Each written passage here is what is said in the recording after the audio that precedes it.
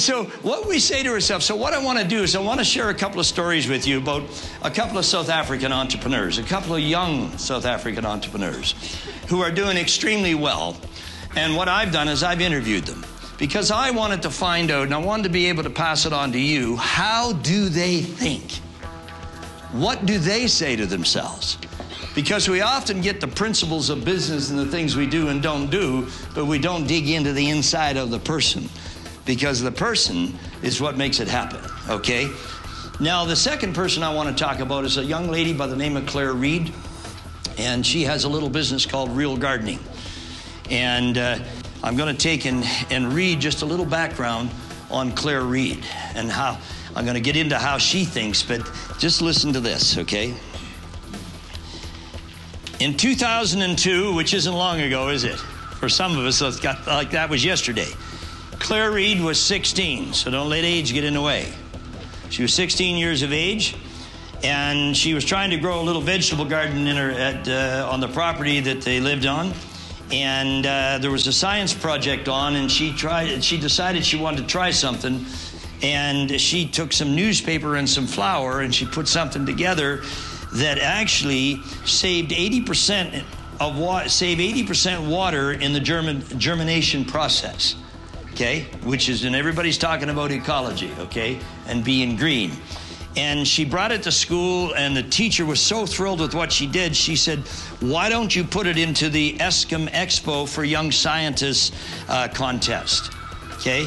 Which she took, and she did. And she won the gold medal in the finals for her idea. The next year, okay, at the age of 17, the Department of Water Affairs here in South Africa selected Claire for the South African Youth Water Prize. And they sent her to Stockholm in 2003 as representative of South Africa, okay, in the Stockholm Junior Water Prize Awards. She came away with top prize. She won the international award, beating 28 other countries. And she got the award from Princess Victoria of Sweden. At the age of 17, still in October 2003, and just remember, it isn't necessarily age, she was the guest speaker at the International World Environment of Technology Conference in Los Angeles, California. April 2004, at the age of 18, she was award winner of Women in Water for Scientific Research below age 35 here in South Africa, and the award was given to her by Thabo Mbeki. May 2004, she was the finalist in the ShopRite Checkers Woman of the Year in Science and Technology, okay, still at the age of 18. 2008, at the age of 22, she managed to secure a loan and convince them, Anglo-American, to give her a loan, which was Anglo-Zemeli, okay, which started research and development for a business she wanted to open, because she still didn't really have a business, okay, around her idea. In August of 2008, she was guest speaker at the World Water Week in Stockholm, Sweden. And her fares are being paid to go around the country, okay? On the 12th of February, 2010, she opened the doors of her new business called Real Gardening, okay? And interesting, because if on the first year of It's My Biz program, it was called Fix My Biz. And I was one of the consultants along with Thane Neiman. And I think it was show number 12, we had Claire on the show. We had gone into the business to help her only a few months after she opened up. August 2010, at the Santon Convention Center, she was the speaker in the inaugural Women's Legacy Dialogue event, okay? November 2010, she was the International United Nations Environmental Program Seed Award winner, United Nations. May 2011, Feather Awards, she was recognized as a business icon and entrepreneur certificate of achievement. In October 2011, she became the winner, which was just last year, of the South African Breweries Foundation Social Innovations Award. And then in November, she was the Bronze Award of the International Green Award for the Best Green Entrepreneur. Now, she has over 60 gardens, and let me just show you what kind of business she has, okay? Because it's called Real Gardening, and for the fact that it's called Real Gardening is because it's gardening on a reel, okay? And what she did, and this started with newspaper and flour originally. And these are herb seeds, but she has all kinds of vegetables. Okay, she has vegetables, flowers, various things that are in here.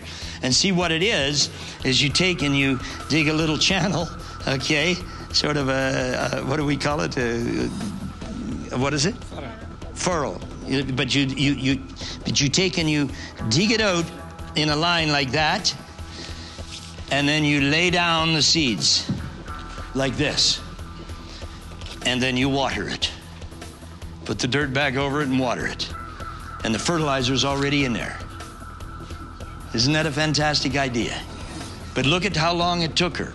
And you know, that research money and stuff she got from Anglo-American, she had to put copyrights and patents in place. I mean, it cost a fair amount of money for her to do it, but she convinced them that her idea was that good. So that's her idea. Now with that, interesting is that she has over 60 schools right now going in South Africa where she's taught the parents, the teachers, and the students on how to grow the gardens for the schools, and they're growing them there on the school grounds in a lot of cases. Okay, and a lot of them are growing enough food that they are actually selling it as well. Okay, and they're feeding the children with this food. And what she's done is she's gone to corporate social investment money. She's gone to corporations and to governments, okay, and who've gotten involved. And also you'll find them in some retail stores. You can buy it. Okay, as well as some corporates have bought them and given them away as gifts to their staff members. So how does Claire think? Well, one of the things she says is now is the right time, and this is the stuff you don't normally hear when it comes to running a business. Here's how this young woman thinks. She says, now is the right time. I'm in the perfect place that I need to be. She never says, oh, I was in the wrong place. You know, she says, I'm in the right place. You know, one of the affirmations that I have is I'm always in the right place at the right time. I am lucky. Okay? And it's amazing how it seems to work out. Okay? So she says, now is the right time. I'm in the perfect place that I need to be. And see what happened. And she had an email that accidentally arrived to her in August 2011, and it was actually to somebody else. And she has no idea how she got it. But it was about the competition with the South African Breweries Award. And because it came through to her, she thought, I cannot ignore this. There's a reason why I received this. And she acted upon it. And another affirmation that she has that said that helped her, she said, my thoughts become my reality. Everything, she said, this whole real thing that she has and the seeds, this started as a thought. It started in here and then it came out there, didn't it? And she said, my thoughts become a reality. I believe in positive outcomes, and I had this feeling, you know, I could win this contest. And she sent it in. The email came in August 2011. By the end of October, she won the award of 1 million rand. And believe me, it helped her business, because I'd helped her for about 1.5 years where we tried to get somebody to help sponsor a vehicle for her, and it just didn't work out. And she got the money, and she went and bought a nice vehicle to deliver stuff in. And she also went and bought her house in Blair Gowrie, of which she now runs the business out of, okay? Or she at least had a nice down payment on it. Okay, and so she believed in that. Every situation, she said, is a step forward. When something doesn't go right, it's not a reflection of me, it's just another step forward. So she doesn't take what we call the failures personally. She said, this is just another step forward. Think of that. Just another step forward. Do something, she says. Move to action. Sometimes you must go west to end up north. And this is an important one. Because a lot of us like to set our goals, say this is what we want to do, and we want to go straight there. She says sometimes you have to go west to end up north. And let me say this, a lot of unemployed people have that problem.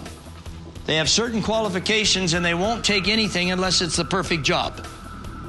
When in actuality, if they took this job over here, that may lead to that job over there, and eventually may lead to that. So a lot of times we may have to go west to go north. She says, I think abundance even if I have no money. She says, I think of abundance of quality of life that I have. the sunshine. That's abundance. She says, abundance of happiness, abundance of health. And with my staff, she says, abundance of love for each other and what we do. And they have a beautiful team of people working together. Okay? She said, that's abundance, which brings abundance of money. She said, I follow and I believe my inner guidance.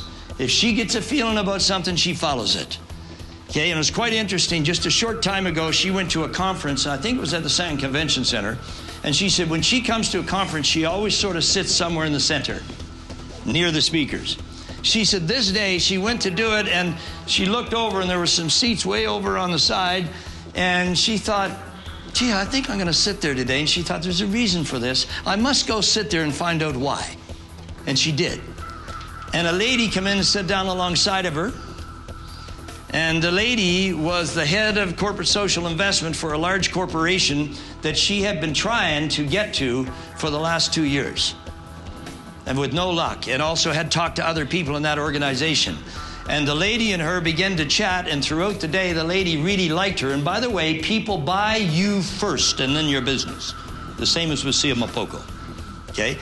And what she did is she told the lady about what she was doing, who she was. And I talked to Claire on Saturday, and she said this company now has started with one school as a test market. And if it's working well, then next year they're going to throw a whole lot behind it. Okay? And so she believes in that. Always be ready and be aware and assertive and excited about what you offer to the world. Stay hands-on. She says, don't lose track of your business. You know, you may have people working for you, and then you forget to deal with the clients and the customers and the suppliers, and now you're starting to lose track of your business. She said, it always brings her back and it grounds her by getting right out on the front line. And she said, I always admit when I'm wrong. It's a chance to learn and expand my awareness. And I don't just make decisions based on money, she said, I base it on which meetings or opportunities will make the bigger impact on the beneficiary group that I choose. Then the money follows. She says, when I start chasing money, I don't do as well. If I start chasing purpose or looking after somebody properly, she said it works.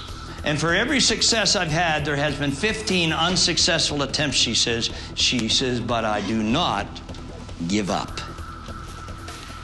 And as Thomas Edison says, after trying 9,999 ways to perfect the electric light bulb, he insisted, I didn't fail, I just discovered another way not to invent the electric light bulb.